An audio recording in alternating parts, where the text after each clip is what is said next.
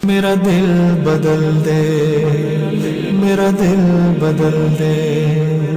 میرا دل بدل دے۔ ایک سوال آیا ہے کہ اگر کسی عورت کی آستین ہاف ہو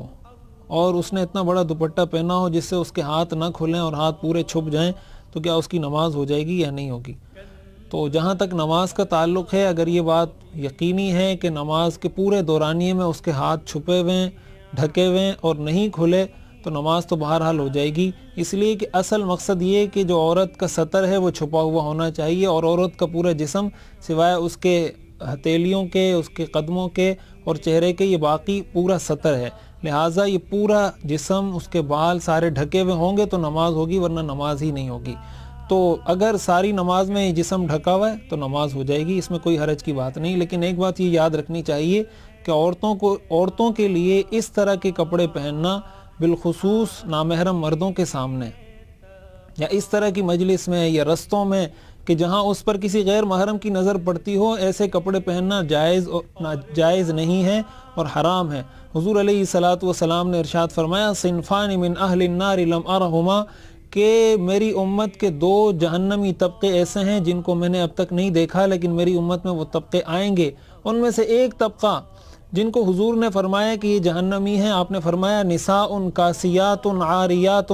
مائلات ممیلات، وہ عورتیں ہیں جنہوں نے لباس پہنا ہوا ہوگا لیکن وہ برہنہ ہوں گی، لباس پہننے کے باوجود برہنہ ہوں گی، خود بھی حق کے راستے سے منحرف ہو کر غلط راستے پر چل رہی ہوں گی، اور اپنے اس طرح کے کاموں سے دوسرے مردوں کو، دوسری عورتوں کو بھی راہ حق سے ہٹا کر ان کو بدنظری میں مبتلا کر کے